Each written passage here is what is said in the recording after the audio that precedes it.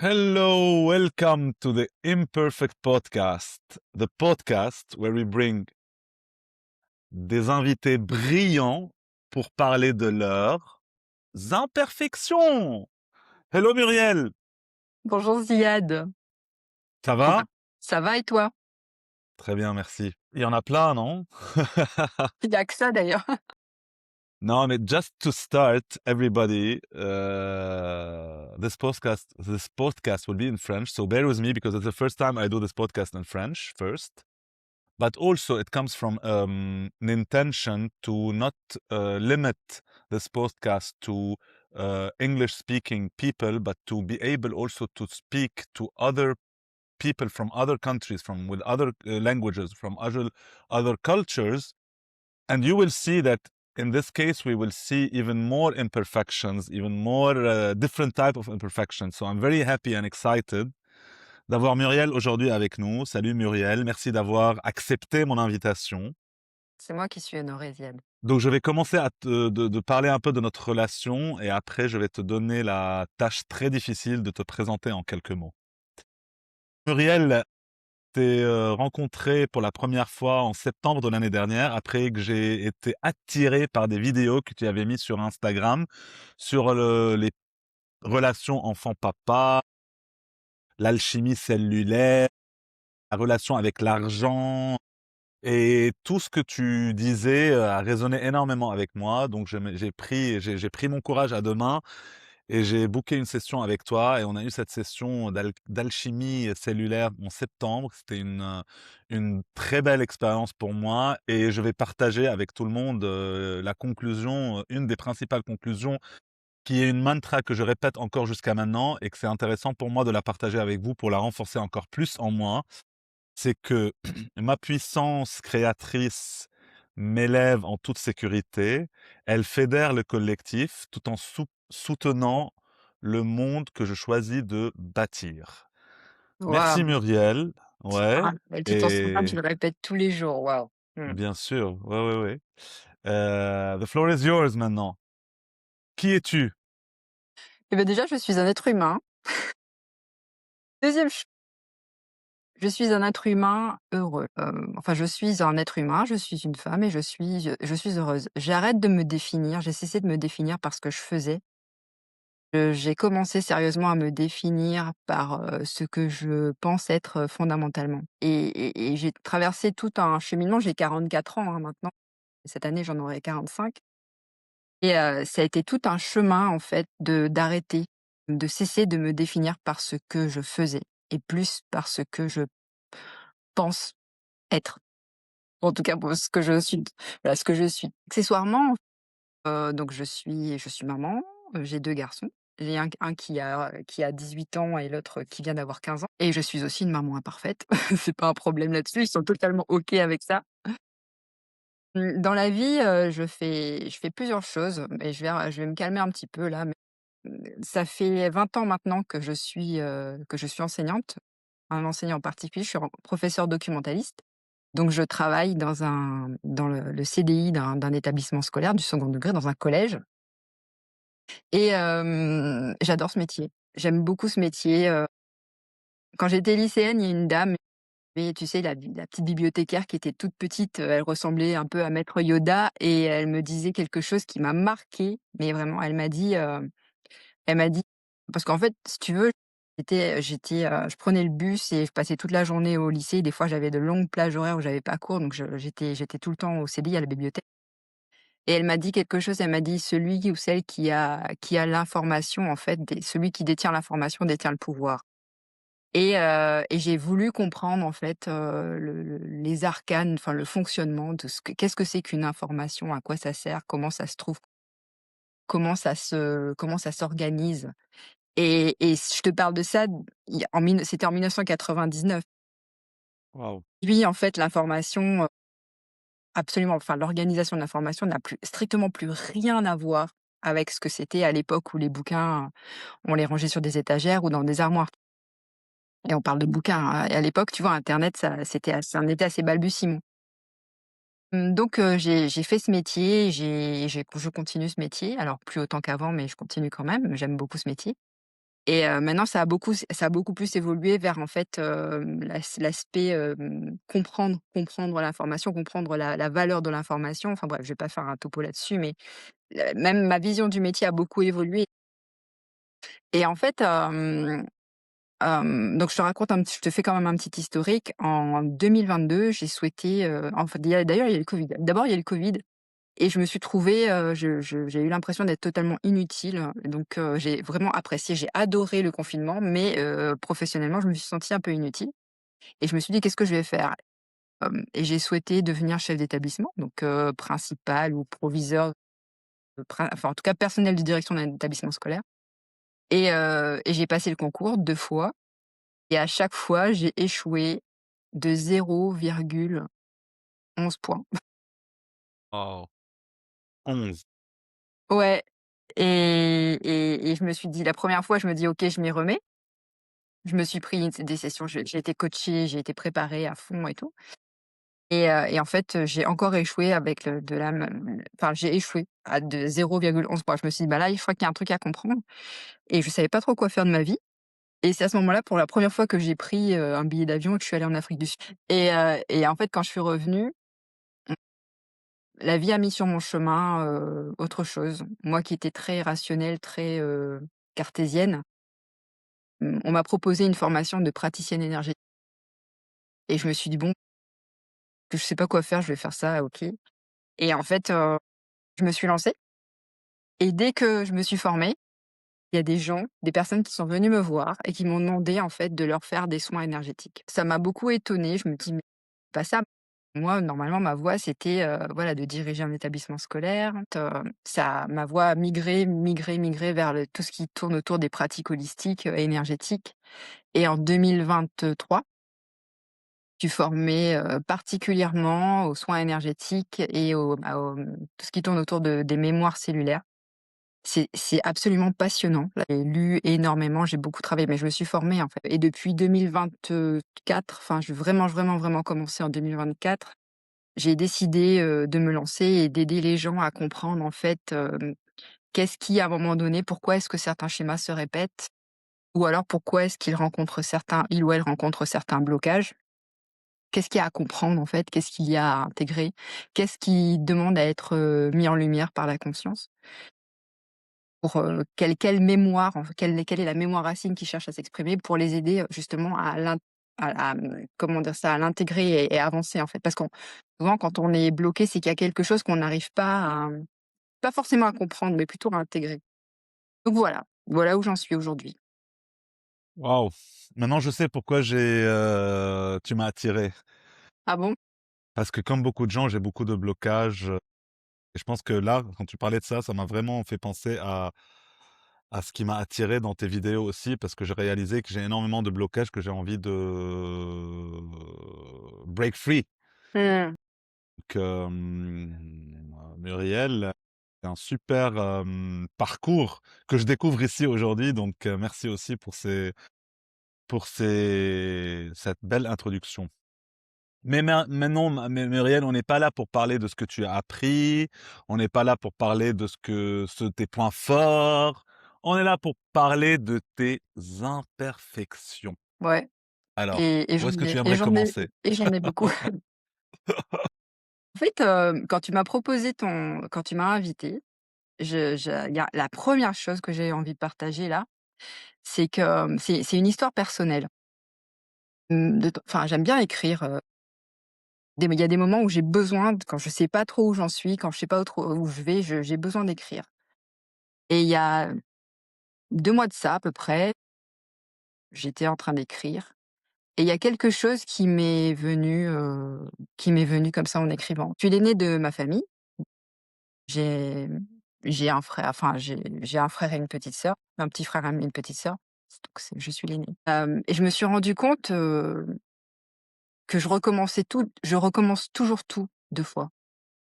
Tout dans ma vie, je le recommence 2 fois. Ma vie, même ma vie affective, ma vie personnelle, j'ai recommencé, 2 fois. J'ai toujours tout recommencé et il y a quelque chose qui m'est revenu. Mon père le disait sous la forme enfin sous en rigolant, mais je crois que même en rigolant, personnellement, ça m'a touchée. Il disait que, Il disait que j'étais le brouillon et qu'après mon frère et ma sœur, c'était voilà, il y avait le brouillon et puis après il y avait ceux qui étaient un peu mieux, réussis, tu vois? Et en fait, je crois que l'imperfection, ça fait partie de moi. C'est quelque chose que j'ai beaucoup rejeté et en réalité, j'ai réalisé il y a pas si longtemps que ça, que c'était ma plus grande force. Je recommence tellement tout 2 fois que même ma maison, en fait, je vais devoir la recommencer, figure-toi. La vie me pousse à toujours tout recommencer. C'est pas, tu vois, c'est pas juste, refaire des petits trucs par-ci par-là, c'est vraiment tout recommencer. Il y a une je dois on doit faire une rénovation totale et c'est pas grave de recommencer. Au contraire. Il y a des choses qui ça ne peut de toute façon, ça ne peut être que mieux. Ce sera jamais parfait de toute façon, mais ça correspond, quelle que ce soit la maison, une relation, une profession, enfin peu importe, et ben ça sera toujours, plus en phase avec la personne que je suis maintenant et que je ne suis par rapport à celle que j'étais hier et que je ne suis déjà plus. Donc ouais, je voulais partager ça, c'est mon père me disait que j'étais mon père, il disait en rigolant que j'étais le brouillon et que, ben, les autres étaient alors il le disait pas comme ça, mais il disait juste, «Ouais, ben, Muriel, c'est moi, c'est notre brouillon». Voilà. Et comment ça résonnait en toi cette phrase? Ah bah, ça m'a longtemps fait mal. Tu vois, même si tu te dis: «Ouais, ben, il le dit en rigolant», il y a toujours un fond de vérité. En fait, c'est mon père surtout, mais mes parents, je les aime beaucoup, franchement, je les adore. Mais j'ai beaucoup été en colère contre eux et en rébellion contre eux parce que ils ne correspondaient pas à ce que je aupa enfin, pour moi, c'était pas des parents idéaux et moi, j'étais pas comme ils voulaient que je sois. Donc on était, en fait, on était de j'avais vraiment je me sentais vraiment étrangère, vraiment face à mes parents. J'avais vraiment l'impression d'avoir été, mais j'ai longtemps cru que j'étais adoptée. Mmh. Oui, c'est que, à La Réunion, on est dans une société post-coloniale et moi, j'ai eu ce qu'on appelle une nénenne. C'est une nounou. Parce qu'avant, famille, ouais, un peu pas enfin, famille un peu aisée, la famille un peu bourgeoise, elles avaient, une nounou à la maison ou alors on mettait les enfants chez des nounous parce que, bah, la maman, les parents, en fait, n'avaient pas forcément le temps de s'en occuper ou n'avaient pas la possibilité de voilà et en fait, souvent les enfants étaient confiés, à quelqu'un et moi, j'ai eu la chance d'avoir une dame, enfin extraordinaire qui a été ma maman pendant plus de 5 ans. Et d'ailleurs, en fait, elle s'appelait Daisy, heu et moi elle s'appelait Daisy, et je n'ai su, qu'à son décès parce qu'elle avait des problèmes cardiaques. Elle pouvait pas avoir d'enfant. À la naissance de mon premier fils, donc il y a déjà bientôt 19 ans, j'ai su à son décès qu'en fait, elle s'appelait pas véritablement Daisy, elle s'appelait Théodosie. Oh waouh! Alors, Théodosie, ça veut dire le don de Dieu et quand il était question de trouver le nom de mon entreprise, bah, ça m'est venu assez naturellement, tu vois? Théodosie, c'est le mot grec pour dire, don de Dieu et je me dis: «Mais j'ai eu la chance d'avoir quelqu'un qui s'est vraiment qui s'est occupé de moi». Alors, normalement, les nounous et tout ça, ben, c'était des femmes, tu vois? Souvent des femmes noires et tout ça qui s'occupaient de leurs propres enfants et des enfants des autres. Mais ma nounou à moi, bah, elle était blonde, blanche, aux yeux bleus et en fait, et elle était toujours très souriante, elle était très cultivée. Elle pouvait pas avoir d'enfants, donc elle avait décidé de s'occuper des enfants des gens de son quartier, donc c'était une amie de mon père et mes parents, eux, bah, ils étaient un peu jeunes, ils se sont mariés très jeunes et ils savaient pas trop où ils en étaient. Ils ont failli divorcer, mon père était au chômage. Ils étaient un peu perdus, mais elle s'est vraiment occupée de moi, donc je n'ai pas de souvenirs de ma vie de mes 5 premières années avec mes parents. Par contre, j'ai des souvenirs de mes 5 premières années avec elle. Et après mes parents ont déménagé, donc ils sont partis beaucoup plus loin et ils ont décidé d'habiter dans une cité, dans un immeuble et je me rappelle très bien de la fois où en fait mon père est venu me chercher chez elle et il m'a ramenée dans ce nouvel appartement. Il m'a dit: «Bah voilà, maintenant ici c'est chez toi». Et je regardais l'appartement et je me dis: «Bon, bah, OK, mais si c'est chez moi», mais le plus dur, c'était pas de changer d'environnement. Le plus dur, c'était de cohabiter avec des gens, avec des parents, des personnes qui se disent, tu sais que ce sont tes parents, mais tu as pas l'habitude de vivre avec eux, donc il y a eu énormément d'incompréhension, de colère, de frustration. Eux, ils me connaissaient pas non plus et puis, entre-temps, j'ai un petit frère qui était arrivé, bon, j'avais pas trop vécu avec lui non plus. La cohabitation a été très, très compliqué au départ, enfin pendant même de longues années et 10 ans après, j'ai une petite sœur qui est arrivée et ma petite sœur, c'était vraiment celle qui a vraiment ils ont voulu cet enfant, elle a été désirée et j'ai vraiment vu la différence entre leur attitude avec moi et leur attitude avec ma petite sœur. Mais bon, ils avaient 10 ans, ils avaient 10 ans de plus, ils étaient beaucoup plus matures et en fait, bah, moi, je me suis focalisée sur tout ce que je n'avais pas eu. Je me suis beaucoup focalisée sur le manque, sur la non-relation, sur les non-dits, sur les tu vois? Je me suis beaucoup focalisée sur ce que je n'avais pas eu, sur ce à quoi je pensais n'avoir pas eu droit et donc bah, j'étais très en colère, très rebelle, très, enfin voilà, je fuguais, enfin voilà quoi.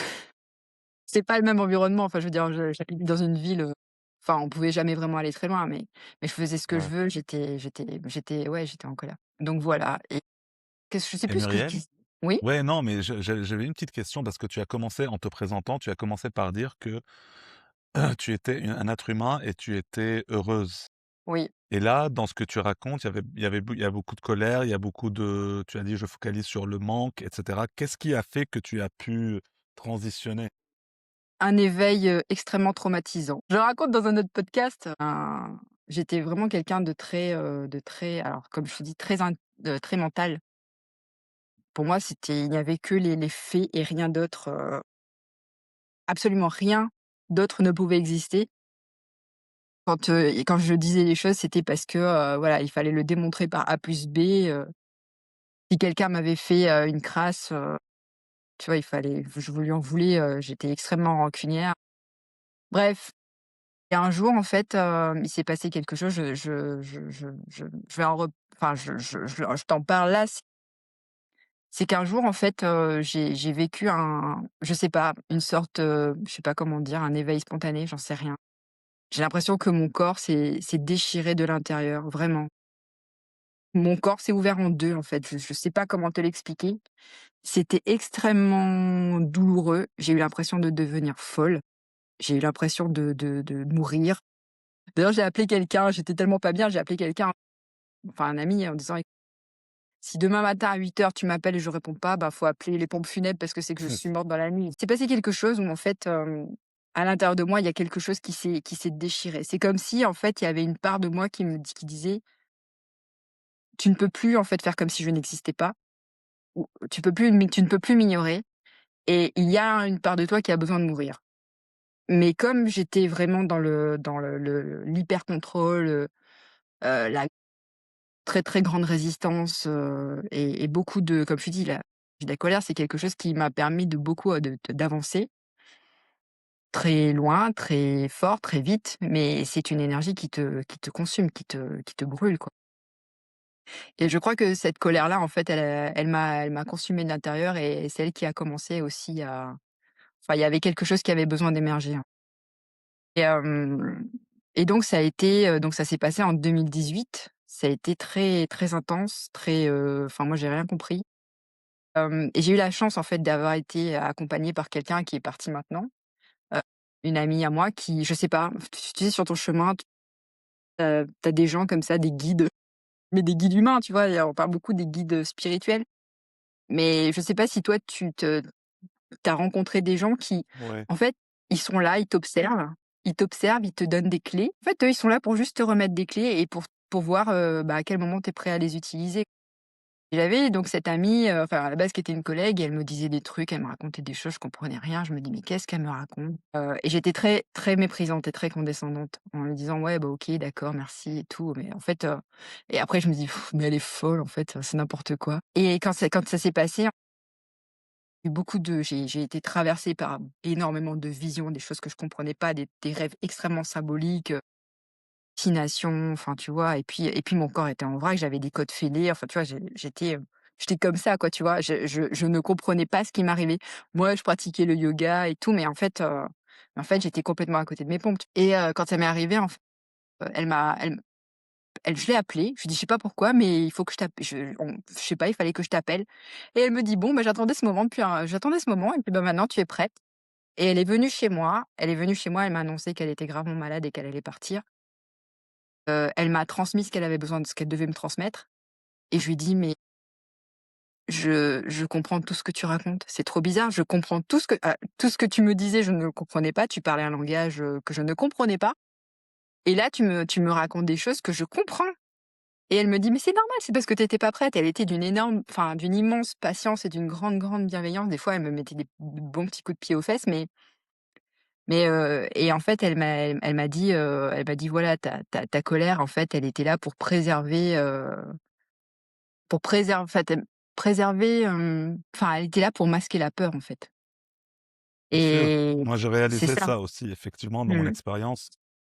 J'avais en face de moi, ma femme qui exprimait énormément la peur. Moi, je me disais: «Non, pas de peur», mais j'avais des problèmes avec la colère. Effectivement, il y a un jour où j'ai découvert que derrière la colère, la peur. Qui est bien faufilé.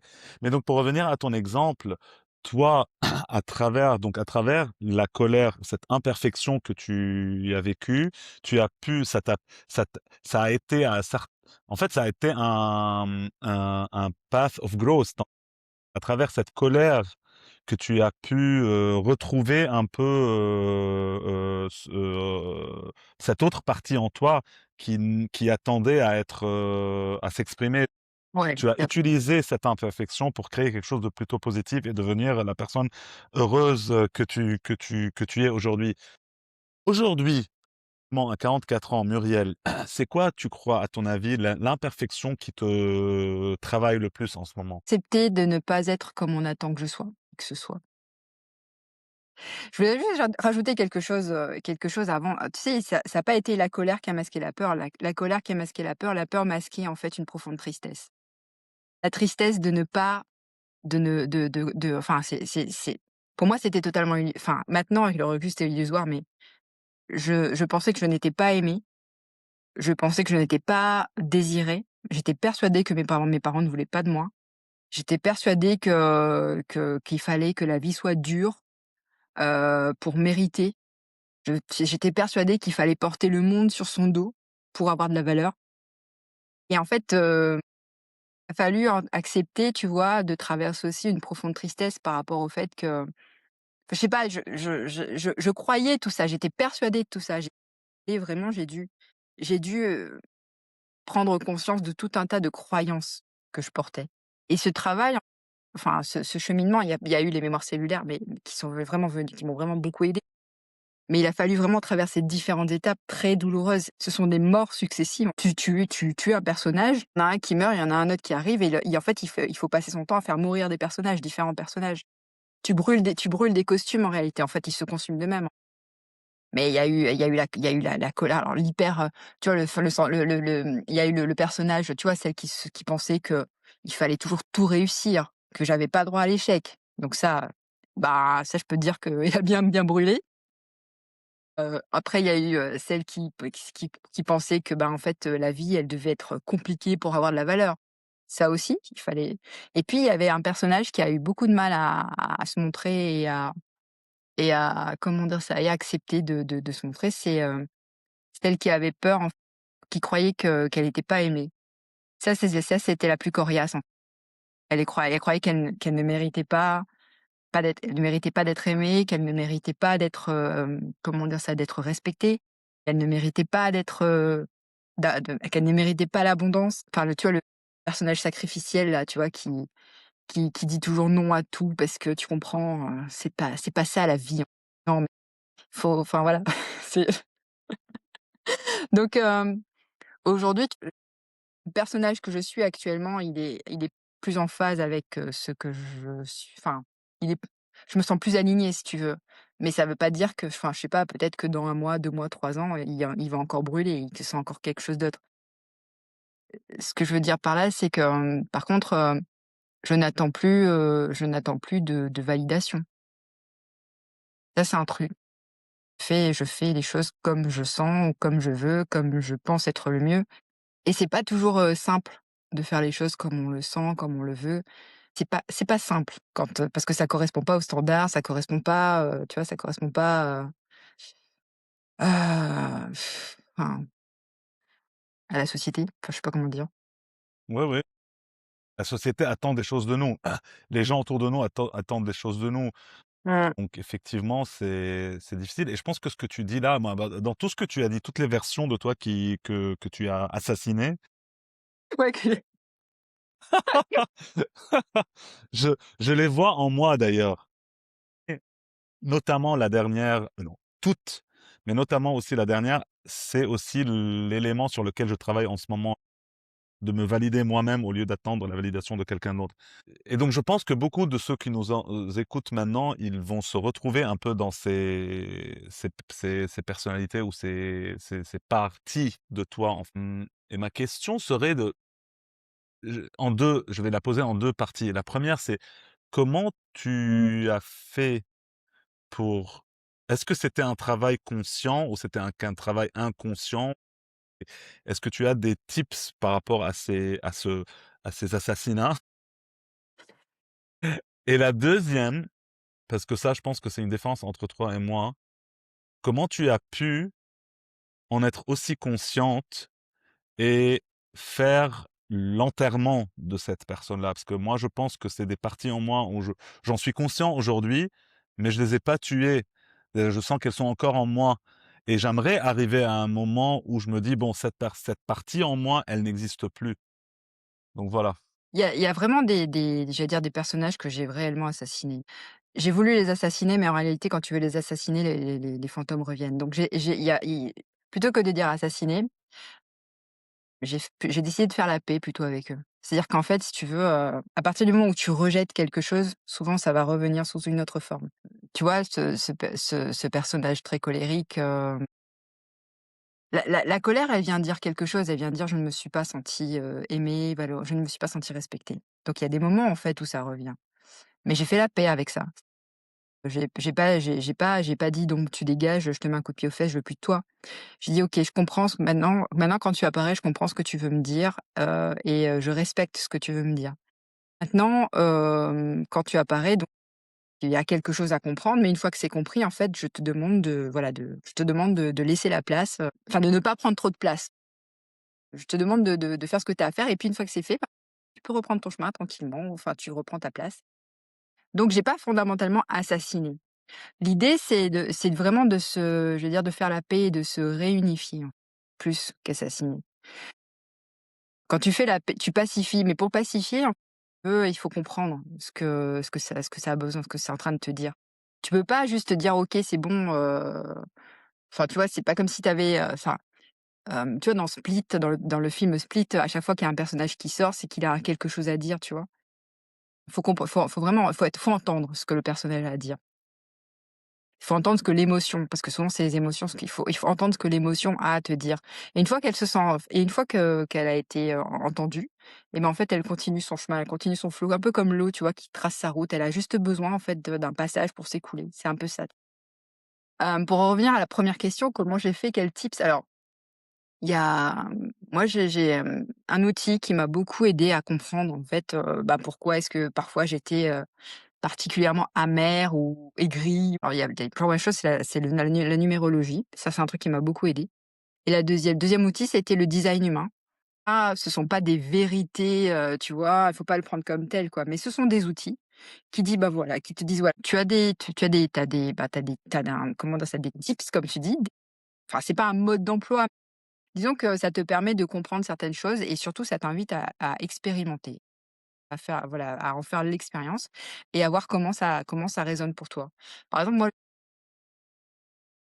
il m'a permis de comprendre que bon, ben, tu vois, bon, je suis de type projecteur et le projecteur, en fait, c'est pas quelqu'un qui est là pour faire. Il est pas là pour faire. Il est là plutôt pour guider. Il est là pour, j'allais dire, aider à canaliser l'énergie et la singularité du projecteur, alors je me suis pas spécialisée en design humain, mais la singularité du projecteur, c'est qu'en fait, s'il ramène sa fraise alors qu'il est pas invité, il va se faire bouler. C'est pas la peine de venir si tu pas invité. Il faut d'abord attendre d'être reconnu pour ensuite être invité à, voilà, exprimer quelque chose. Enfin, il Mmh. faut attendre d'être reconnu pour être invité, pour obtenir une invitation. Et le truc, c'est que, ben, plusieurs fois, moi, mais j'étais là en me disant, je me disais: «Mais je comprends pas». Enfin, on me demandait rien, mais j'étais là à dire: «Bah, voilà, là, ça va pas» ou enfin, «C'est pas comme ça qu'il faut faire, c'est pas comme ci, c'est pas comme ça». et en fait, bah, on m'envoyait je me prenais des gros râteaux parce que les autres n'étaient pas capables d'entendre ce que j'avais à dire, ils étaient pas prêts, en fait. Et à partir du moment où j'ai compris comment ça marchait, en fait, moi j'ai une chose à faire. C'est-à-dire que moi je fais ce qui me fait plaisir, ce qui me procure de la joie. À partir du moment où je me connecte à ma joie, je fais les choses sans attendre la reconnaissance des uns et des autres. Je me reconnais moi-même déjà, et à partir du moment où je me reconnais moi-même, les autres commencent à partir du moment où moi je fais, je me connecte à ma joie, je fais ce qui me fait plaisir et je rayonne de joie. Les gens sont plutôt attirés par mon énergie, et après en fait, c'est là que je reçois les invitations pour faire ou pour pas faire. Après je peux accepter ou ne pas accepter les invitations. Grosso modo. Après il y a des spécificités, mais ça m'a changé la vie. Ça m'a changé la vie. Parce que tu vois, quand tu perçois en fait, tu vois, moi je perçois beaucoup l'état émotionnel des gens. C'est vraiment quelque chose qui est très, quand j'arrive quelque part et que je ressens, enfin vraiment c'est quelque chose je sais pas. C'est comme si je c'est comme si je devenais, enfin comme si l'état émotionnel de la personne devenait la mienne, mais c'est ça en fait. Enfin, si par exemple je commence à dire: «Mais ça va pas, qu'est-ce qui se passe? Enfin, je sens bien, il y a un truc là qui va pas», et puis moi, j'ai commencé à dire: «Non, mais je pense savoir ce que c'est parce que c'est dû à la dernière fois et tout». Bah, en fait, non, la personne, elle a pas envie de ça. Il faut que je laisse passer les choses, et après, en fait, la personne, elle vient en me disant: «Bah, voilà, j'ai envie de te partager quelque chose», et puis voilà, tu vois? Et puis après, je donne mon éclairage ou pas. Moi, ça m'a changé la vie. Ça résonne super bien avec moi et j'en Mais ai oui, je me marre à suis pris chaque fois quelques que je râteaux m'invite. sinon. À chaque fois que je parle d'une imperfection avec un invité, je la retrouve en moi et ça je résonne énormément avec ce que tu viens de dire et la question qui me vient en tête, c'est, hem, que tu as dit que quand tu te connectes à ce qui te plaît et ce que tu as envie de faire et tu le fais, tu n'attends pas la validation ou la réaction des autres et tu arrives à rayonner et tu peux attirer, les opportunités et les possibilités vers toi. Dans le monde dans lequel on vit aujourd'hui où, comme tu l'as bien dit, on est, programmé, il y a un certain nombre de codes qu'il faut faire, il y a des gens, des relations à avoir dans ton environnement et cetera. Il y a un monde qui est obsédé par, la perfection. On regarde ça sur nos télés, sur nos écrans, partout. On est bombardé par, le la quête du parfait. Comment tu arrives à garder cette connexion avec, toi-même et à pouvoir l'écouter et à agir à travers elle et pas à travers toutes les autres distractions? Et ben, j'ai intégré le fait que, comment te dire? J'ai intégré le fait que, il y a des choses qui sont pas c'est pas pour moi. Par exemple, tu vois, par exemple, tu vois, je regarde Instagram. Ben, il y a des comptes qui sont hyper bien léchés, qui ont, voilà, plein de followers, c'est cool, hein. Alors moi, ça me fait pas spécialement envie déjà, heu et je me dis: «Bon, ben, ça consiste à se déprogrammer, en fait». C'est tout un processus de déprogrammation, de déconditionnement. Arrêter de vouloir rentrer dans un moule, vouloir correspondre à quelque chose. Et ça, en fait, si tu veux, embrasser son imperfection, c'est incarner son authenticité. Et si mon authenticité à moi, c'est d'avoir des épis dans les cheveux, et de enfin, tu vois, d'avoir, enfin, tu vois, je sais pas, enfin, j'en ai plein des imperfections physiques et tout ça, mais avoir, tu vois, quand j'enlève mes lunettes, j'ai d'énormes cernes sous les yeux. C'est comme ça, mais je sais que je ne serai jamais, tu vois, je ne peux pas, je ne peux pas prendre 2 heures pour me maquiller, je peux pas avoir la perfect light là, j'ai pas le temps, j'ai pas envie, et à partir du moment où je suis OK avec le fait que j'ai pas envie et que j'ai envie de faire les choses comme bon me semble, et ben, voilà, alors je n'attirerai pas, 46 000 personnes, mais si déjà j'en ai 1 000 ou même 300 ou même 20, et même, tu vois, et même 20 personnes, et ben, c'est cool parce que ça parle de quelque chose de fondamental qui est l'authenticité. L'authenticité de soi amène une authenticité du lien. Et s'il y a des gens qui apprécient, en fait, enfin, moi, j'ai des gens qui m'écrivent, régulièrement pour me demander comment ça va me touche profondément. Je sais même pas à quoi ils ressemblent. Mais tu vois, le simple fait qu'on me dise: «Ben, coucou, Muriel, j'espère que ça va bien et tout machin. Merci pour ton message ce matin. Merci pour ta publication du jour. Merci pour ci, merci pour ça». Je te jure, je sais même pas des fois comment il s'appelle ou comment elle s'appelle, mais ça me fait vachement du bien. La personne, c'est une énergie, en fait, c'est un échange d'énergie. Les gens, ils en ont rien à cirer de savoir que j'ai des épis dans les cheveux, que j'ai des cernes sous les yeux ou que, enfin, je sais pas, ou que j'ai pas la lumière chez moi. Derrière moi, il y a mon placard, il y a mes pulls, enfin je m'en fiche, mais je suis totalement OK avec ça, ça me pose aucun problème. Par contre, si pour, comment dire ça? Si, non, je pourrais pas jouer un personnage. Je pourrais pas installer un super set, enfin non, ça me correspond pas, en fait. Et en fait, j'ai pas d c'est je peux pas dire que je suis à contre-courant.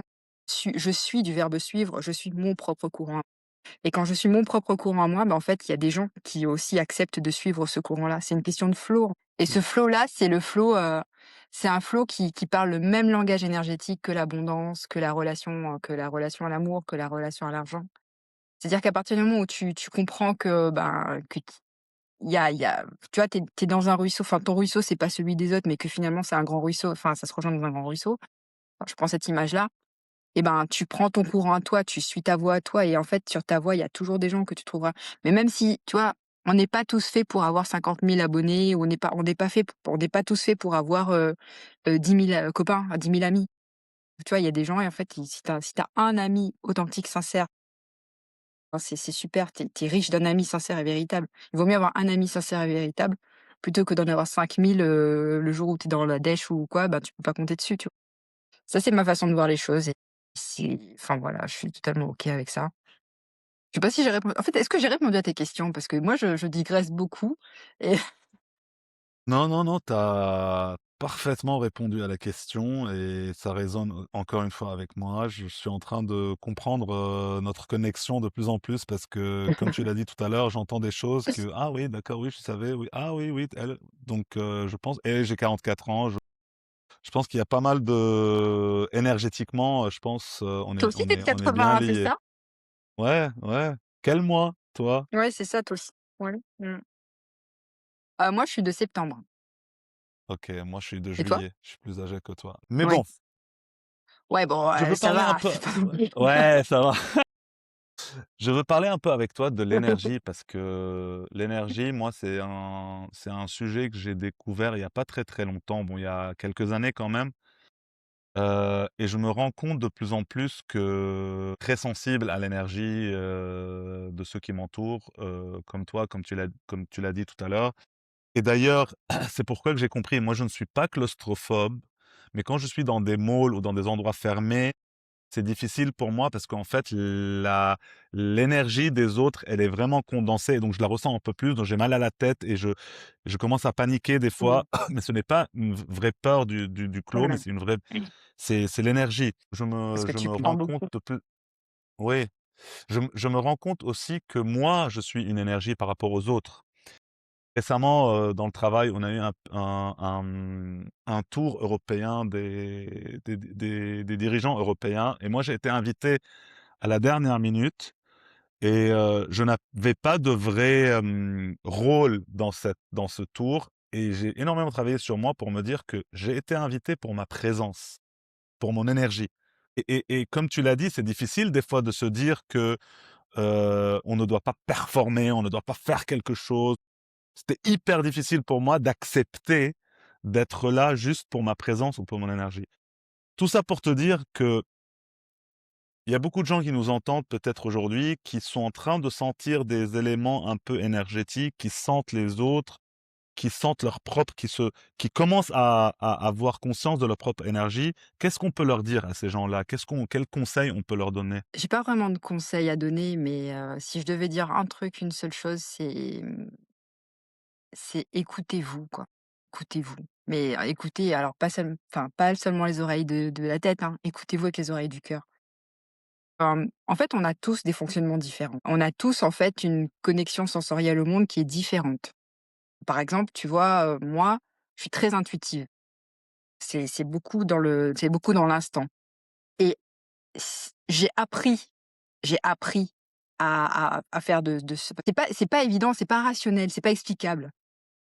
Quand tu dois je sais pas, quand tu dois partir, je sais pas, on te dit: «Bah, il faut que tu partes à 10:00» et qu'en fait tu dis: «Non, non, en fait, il faut qu'on parte à 10:10». Tu sais pas pourquoi il faut partir à 10:10, mais tu sais qu'il faut partir à 10:10 et quand tu te rends compte qu'entre ce qui s'est passé, en fait, entre 10:00 et 10:10, bah, il y a eu un gros accident et que le fait de retarder ton départ t'a évité ce gros accident, enfin, en tout cas d'être pris dans les embouteillages ou quoi, tu peux pas savoir pourquoi, mais il y a quelque chose qui dit: «Non» et en fait, il y a des moments, plus jeune, j'écoutais pas ça. Je n'écoutais pas. Et je me retrouvais dans des galères innommables. C'est pareil de fait, enfin, par rapport aux gens, il y a des gens que je sentais pas, mais je me suis dit: «Bon, j'y vais quand même» et je me suis dit: «Mais bon sang, mais qu'est-ce que je fous là? Enfin, qu'est-ce que je fous là avec ces gens-là?» Et moi, je suis plutôt instinctive, intuitive, instinctive. Mais il y en a qui fonctionnent pas comme ça. Il y a d'autres personnes qui ont besoin de temps, qui ont besoin, tu vois, par exemple, quand elles sentent des poussées émotionnelles, qui ont besoin de laisser, voilà, la vague descendre. Tu as des gens qui ont besoin de il faut vraiment apprendre à se connaître, à connaître son fonctionnement, mais il faut vraiment s'écouter. Ça demande en fait, ça demande de un retournement du moi intérieur, c'est-à-dire, arrêter de regarder, à droite et à gauche devant soi ou de dire: «Bon, mon mari ou mon compagnon, mes amis, ils fonctionnent comme ça, donc je dois fonctionner pareil». Non, tu dois pas fonctionner pareil. Il faut que tu saches comment toi tu fonctionnes et plus tu sais comment tu fonctionnes, énergétiquement parlant, plus, alors c'est aussi le pendant du truc, c'est tu changes de fréquence. Tu changes de fréquence, c'est-à-dire que, ben, tu deviens de plus en plus en fait, tu deviens de plus en plus aligné. On a tous une façon d'être au monde qui est très différente, une connexion au monde qui est différente, une connexion à soi qui et en fait, plus on se connecte à soi-même, plus on se connecte au monde. Il y a vraiment une forme d'alignement qui s'opère et assez étrangement, en fait, on change de fréquence. Enfin étrangement, non, c'est pas étrange, mais on change de fréquence. Il y a des gens qu'on commence à ne plus supporter, qu'on commence à ne plus avoir envie de fréquenter et il y en a d'autres, et il y en a d'autres, en fait, qui viennent vers nous ou qu'on est attiré vers d'autres personnes parce qu'il y a cette forme d'alignement. Mais tant qu'on passe son temps à regarder, et à écouter ce qui se dit à l'extérieur, tu vois? Et à croire que en fait, il faut qu'on fasse comme un tel ou comme ci. En plus, à une époque où il y a beaucoup d'influenceurs, beaucoup de personnes qui s'exposent sur les réseaux sociaux.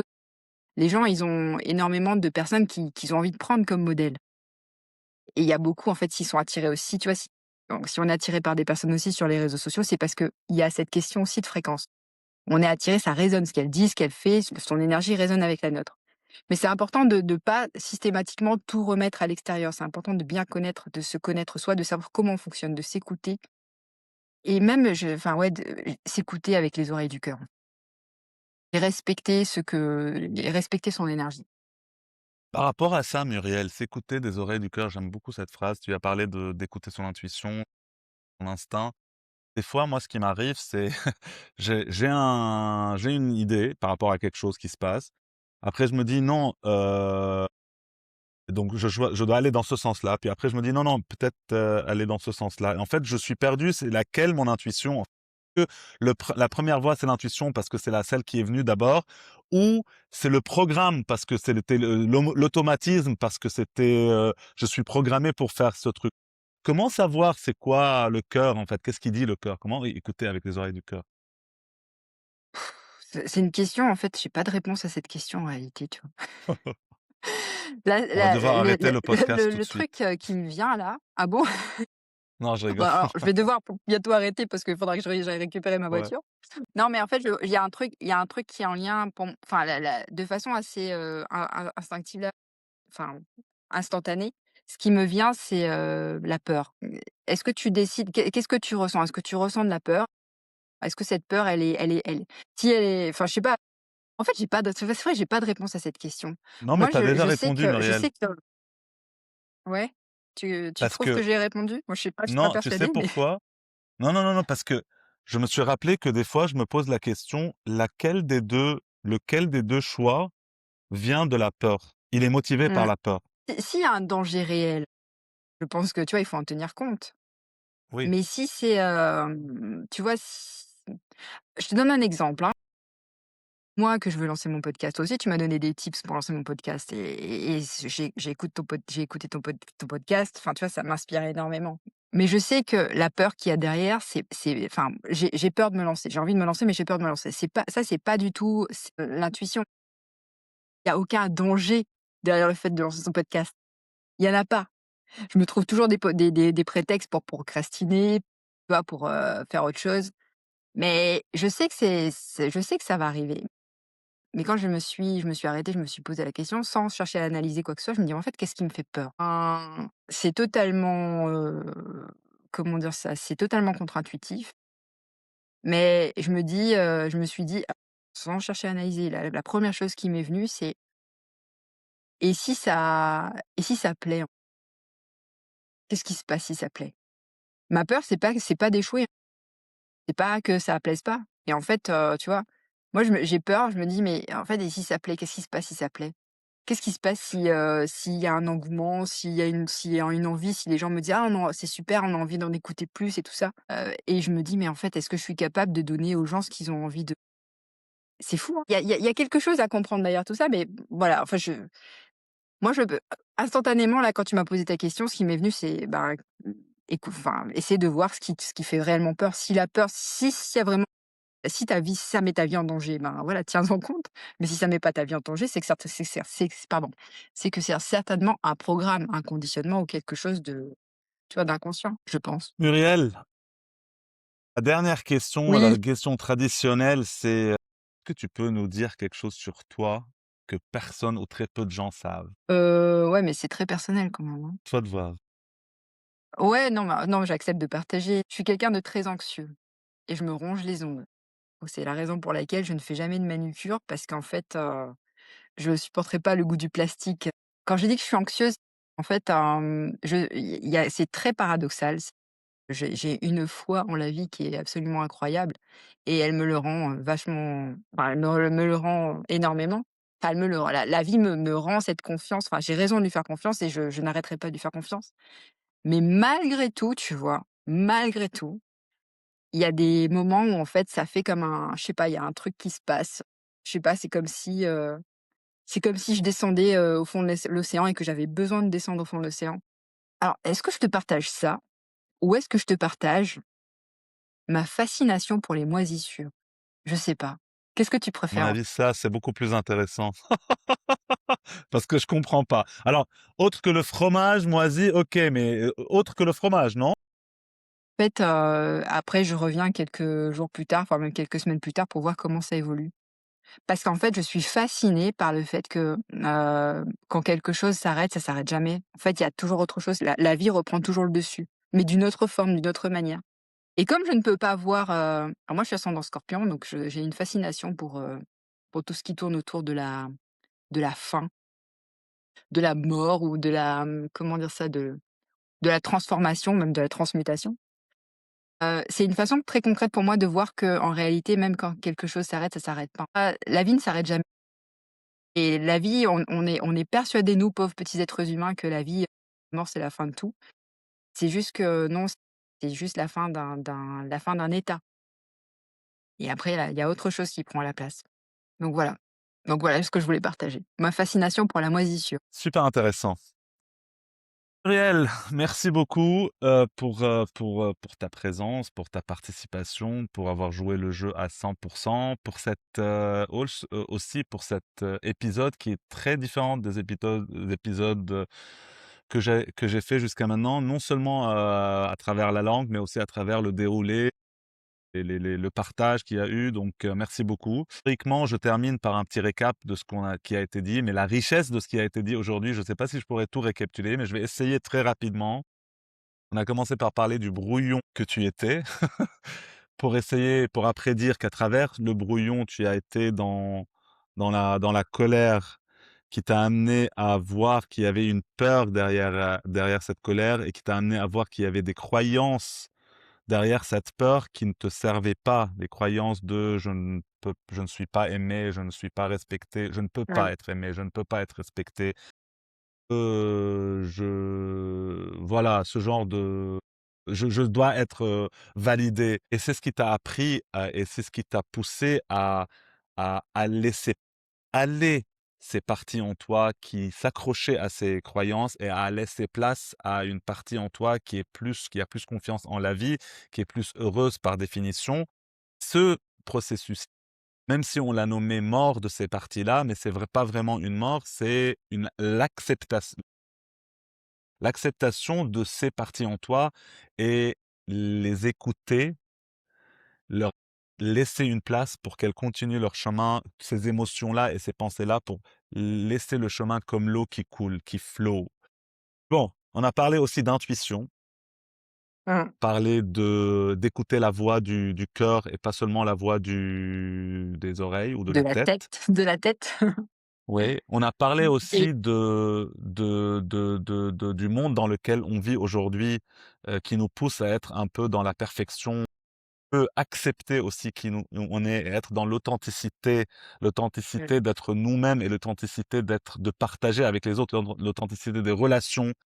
C'est ça mmh, qui fait que si nous, on suit notre chemin, eh bien ce chemin, il va mener à la mer, mais aussi il va y avoir d'autres personnes qui ont des chemins similaires qui vont peut-être, qu'on va retrouver dans notre chemin. On va perdre des gens, on va retrouver des gens, mais ce qui est le plus important, c'est d'être soi-même. Et enfin, on a parlé exactement. de quelque chose de très perturbant pour moi. Non la partie qui est plus de parler même si on est très confiant dans la vie et on est très heureux, on peut avoir des moments d'anxiété, ça c'est vrai, et je ressens ça aussi. Mais surtout, ta passion pour observer les moisissures, mais la leçon là-dedans, c'est comment la vie ne se termine pas, comment les choses se transforment mais ne se terminent pas, même nous en tant qu'êtres humains. Mmh, On est une énergie, puisqu'on a parlé d'énergie aussi, on est une énergie qui évolue, on est une énergie qui interagit avec d'autres énergies, mais on n'est pas périssable. On est périssable, mais on se transforme. Voilà Muriel, j'espère exactement. que j'ai pu, en quelques mots, résumer tout ce qu'on a dit. Merci beaucoup d'être là. C'était un bonheur de partager. Imparfait, exactement, même le récap était imparfait, donc merci Muriel. Et merci à tous de nous avoir écoutés. C'était vraiment une épisode, différente et unique. Merci, à tous pour votre, présence. N'hésitez pas parce que moi je suis pas comme Muriel. Muriel, elle veut pas avoir 100 000 followers, moi je veux avoir 100 000 non, je rigole. Soyez nombreux à liker, soyez nombreux à follower, soyez S'il vous nombreux plaît. à partager. On compte sur vous parce que ce genre de podcast, c'est des podcasts, artisanal, donc on a besoin de vous, de votre énergie pour, to spread the word parce qu'on est sûr, moi je suis sûr qu'il y a, une personne, peut-être en Afrique du Sud, Muriel, ou peut-être ailleurs, qui serait heureuse et enchantée d'entendre ce qu'on a dit aujourd'hui et d'offrir cette Eh ben, opportunité, aux gens, ça serait génial. C'est la mission de ce podcast. ouais. Merci beaucoup à tous, merci Ben, je Muriel et à pense très que bientôt. je je pense que ton podcast remplit totalement sa mission. Merci Ziad, à très bientôt. Merci Muriel.